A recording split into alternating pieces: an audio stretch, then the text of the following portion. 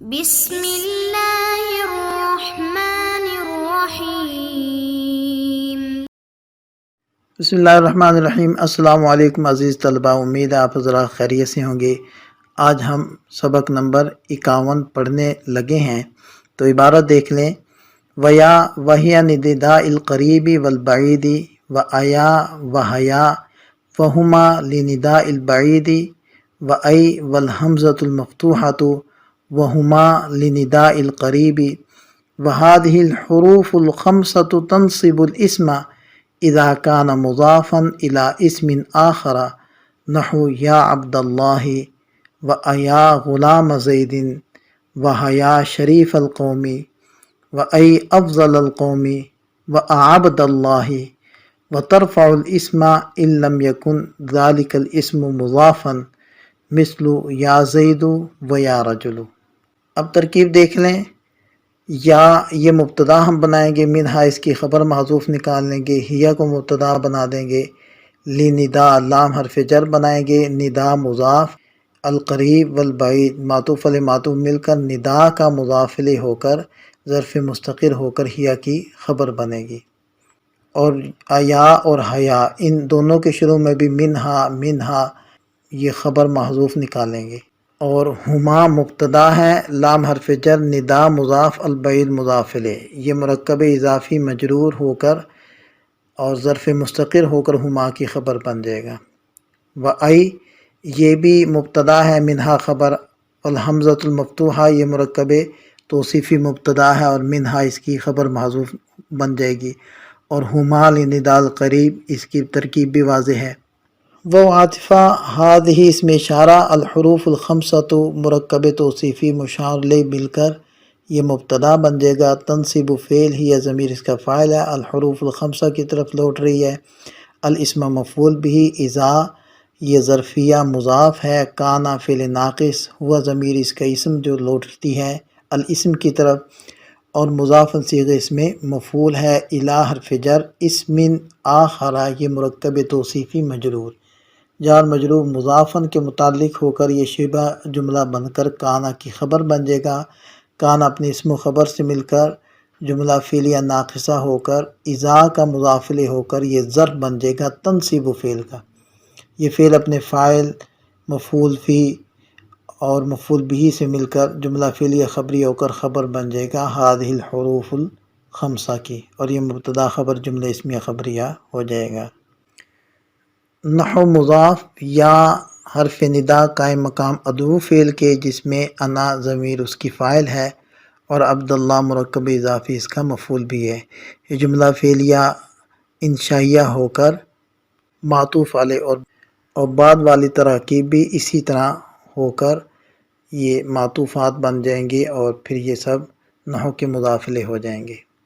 وہ عاطفہ ترفع فعل ہی یا ضمیر اس کا فاعل جو راجع ہے الحروف الخمسہ کی طرف، اور الاسم مفعول بھی یہ فعل فاعل جملہ فعلیہ ہو کر جزائی مقدم ان حرف شرط لم یکن فعل ناقص ذالک الاسم یہ مرکب اشاری اس کا اسم مضافن اس کی خبر، فعل ناقص اپنے اسم و خبر سے مل کر جملہ فعلیہ ناقصہ ہو کر شرط مؤخر، تو یہ جملہ شرطیہ جزائیہ ہو جائے گا۔ ترجمہ دیکھ لیں۔ اور یا قریب اور بعید کی پکار کے لیے استعمال ہوتا ہے، اور ایا اور حیا یہ دونوں ندائے بعید کے ساتھ مخصوص ہیں، اور ای اور حمزہ مفتوحہ یہ دونوں مخصوص طور پر ندائے قریب کے لیے آتے ہیں۔ یہ پانچوں حروف اسم کو نصب دیتے ہیں جبکہ وہ اسم کسی دوسرے اسم کی جانب مضاف ہو، جیسے یا عبد اللہ، ایا غلام زید، حیا شریف القومی، ای افضل القومی، عبد اللہ۔ اور اگر وہ اسم مضاف نہ ہو بلکہ مفرد ہو تو یہ حروف اسم کو رفع دیتے ہیں، جیسے یا زید یا رجل۔ ندا کے معنی ہوتے ہیں پکارنا، اور جس کو پکارا جاتا ہے اس کو منادا کہتے ہیں، اور پکارنے والے کو منادی کہا جاتا ہے۔ تو منادا قریب بھی ہوتا ہے اور دور بھی۔ تو اہل زبان نے پکار کے الفاظ قریب اور بعید کے لیے مختلف رکھے ہیں، اور بعض الفاظ وہ مشترک ہیں جو ہر موقع پر استعمال ہو جاتے ہیں۔ لہذا ان حروف ندا میں سے یا قریب اور بعید دونوں طرح استعمال ہوتا ہے، اور ایا اور حیا یہ دونوں ندائے بعید کے ساتھ خاص ہیں، اور ای اور حمزہ مفتوحہ یہ دونوں ندائے قریب کے ساتھ خاص ہیں۔ اب بات کرتے ہیں ان کے عمل کی۔ تو هذه الحروف الخمسۃ، یہاں سے ان کا عمل بتلا رہے ہیں کہ جب ان کا منادا مضاف ہوگا، چاہے حقیقتاً مضاف ہو یا مشابہ مضاف ہو، جیسے یا طالعا جبلا یہ مشابہ مضاف کی مثال ہے، تو اس صورت میں یہ حروف خمسہ اپنے منادا کو نصب دیں گے، اور یہ تمام امثلہ سے آپ کو نصب بالکل واضح نظر آ رہا ہے، جیسے یا عبداللہ، تو اس مثال میں دیکھیں منادا عبداللہ ہے، اور عبد چونکہ مضاف ہے، مرکب اضافی ہے، اس وجہ سے یا عبد کو نصب دے رہا ہے۔ اور ترفع الاسم کا مطلب یہ ہے کہ اگر ان کا منادہ مضاف نہ ہو بلکہ مفرد ہو تو ان حروف ندا کے لگنے سے پہلے جیسے وہ مرفوع تھا تو اب بھی ویسے ہی مرفوع باقی رہے گا، یہ حروف اس اسم میں نصب والا عمل نہیں کریں گے۔ تو آپ یوں سمجھ لیں کہ رفع یہ حروف نہیں دیں گے، ان حروف کا چونکہ عمل صرف نصب ہے، جیسے کہ شروع عبارت میں آپ سمجھ چکے ہیں۔